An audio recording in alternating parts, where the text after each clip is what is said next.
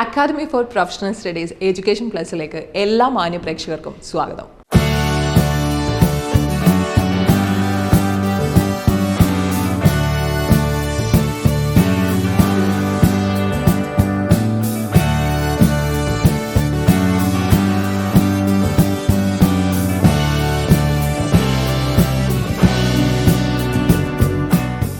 Okay, ഈ ഒരു സെഗ്മെൻറ്റിൽ നമ്മുടെ കൂടെയുള്ളത് APS HOD ആയിട്ടുള്ള മിസ്റ്റർ അൻസാറാണ്.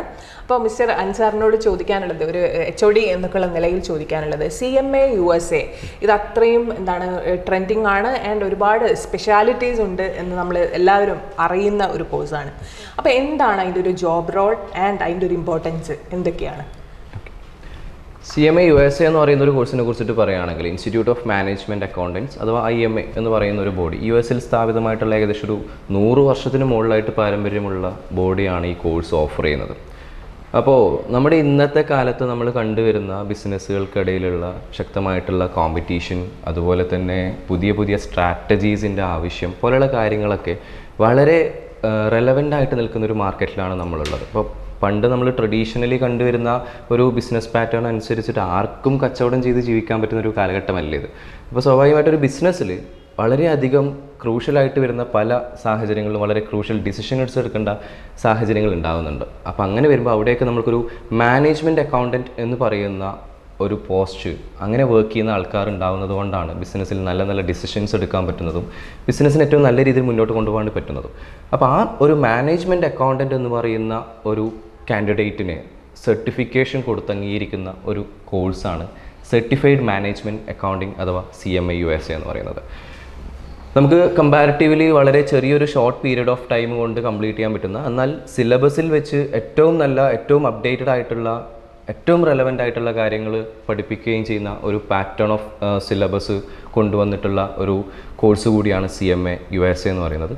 നമ്മൾ CMA USA കഴിഞ്ഞ് ഒരു ജോലിയിലേക്ക് എൻ്റർ ചെയ്യുന്ന സമയത്ത് ആസ് എ ഫ്രഷർ നമ്മളൊരു ജോലിയിലേക്ക് എൻ്റർ ചെയ്യുകയാണെങ്കിൽ പോലും വളരെ ചുരുങ്ങിയ കാലഘട്ടം കൊണ്ട് തന്നെ ഒരു കമ്പനിയിൽ നമ്മൾ കയറി ആ കമ്പനിയുടെ ഏറ്റവും നല്ല ഡിസിഷൻ മേക്കിംഗ് ആസ്പെക്റ്റിൽ വർക്ക് ചെയ്യാൻ പറ്റുന്ന രൂപത്തിലുള്ള ഒരു പോസ്റ്റിലേക്ക് നമുക്ക് എത്തിച്ചേരാൻ പറ്റും എന്നുള്ളതാണ് CMA USAയുടെ ഏറ്റവും വലിയൊരു പ്രത്യേകത.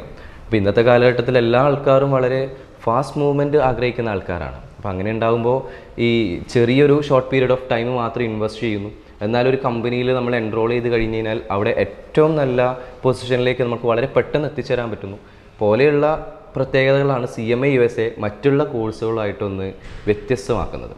അപ്പോൾ ഒരുപാട് നന്ദി, ഇത്രയും ഈ ഒരു ഏരിയയിൽ കുറച്ചുകൂടി ക്ലിയർ ആയിട്ടുള്ള നിർദ്ദേശങ്ങളും അഭിപ്രായങ്ങളും ഒക്കെ അടങ്ങിയിട്ടുള്ള ഒരു ഒരുപാട് കാര്യങ്ങൾ പറഞ്ഞതിന്. ആൻഡ് നമ്മൾ ഇന്നത്തെ ഒരു സെഗ്മെൻറ്റ് തീരുകയാണ്. APSൻ്റെ ഇന്നത്തെ എഡ്യൂക്കേഷൻ പ്ലസിൻ്റെ ഈ ഒരു സെഗ്മെൻറ്റ് അവസാനിക്കുന്നു. കൂടുതൽ വിശദാംശങ്ങളുമായി അടുത്ത സെഗ്മെൻറ്റിൽ കാണാം. ഇപ്പം നമ്മുടെ ഒരു സാമ്പത്തിക മേഖല തന്നെ നോക്കിയാൽ NRIസിൻ്റെ ഇൻവെസ്റ്റ്മെൻറ്റ് എത്രത്തോളം ഇമ്പോർട്ടൻ്റ് ആണ്, അത് കാലങ്ങളായിട്ടുള്ള ഇമ്പോർട്ടൻസ് നമുക്ക് മനസ്സിലാവും. അപ്പോൾ ഈ ഒരു NRIs ഇവിടെ ഇൻവെസ്റ്റ് ചെയ്യുമ്പോൾ ഒരു സേഫ്റ്റി എന്നുള്ള നിലയിൽ എന്തൊക്കെ അവർ ശ്രദ്ധിക്കേണ്ടത്? എൻ്റെ പരിമിതമായ ഒരു എക്സ്പീരിയൻസിൽ ഏറ്റവും കൂടുതൽ ഇൻവെസ്റ്റ്മെൻറ്റ് തട്ടിപ്പുകളിലും മറ്റുമൊക്കെ പോയി പെടുന്നതിൽ കൂടുതലും പ്രവാസികളാണ് പലപ്പോഴും കണ്ടുവരാറുള്ളത്. കാരണം അവരുടെ അടുത്താണ് എപ്പോഴും സർപ്ലസ് ക്യാഷ് ഉണ്ടാവുക. അപ്പം പലപ്പോഴും അവർ നാട്ടിൽ എന്തെങ്കിലും ഒരു ബിസിനസ്, ഒരു 5 ആൾ കൂടിയിട്ട് ഒരു ബിസിനസ് ചെയ്യുന്ന സമയത്ത് അതിനകത്ത് ഒരാൾ ഇദ്ദേഹമായിരിക്കും, കുറച്ച് പണം അവരെന്ത് ചെയ്യും, മുടക്കും.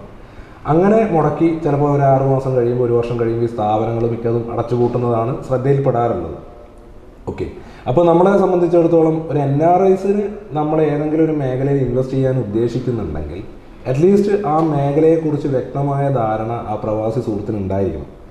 രണ്ടാമത്തെ കാര്യം, നമ്മുടെ നാട്ടിൽ അങ്ങനെ എന്തെങ്കിലും ബിസിനസ് സംബന്ധമായ ഇടപാടുകളിലാണ് ഇൻവെസ്റ്റ് ചെയ്യാൻ ഉദ്ദേശിക്കുന്നതെങ്കിൽ ആ ബിസിനസ്സിൻ്റെ പ്രപ്പോസൽ കൊണ്ടുവരുന്ന ഒരാൾക്ക് ആ ഒരു മേഖലയിൽ എത്ര വർഷത്തെ എക്സ്പീരിയൻസ് ഉണ്ട് എന്നുള്ളത് കൃത്യമായിട്ട് എന്ത് ചെയ്യണം, പഠിച്ചിരിക്കണം.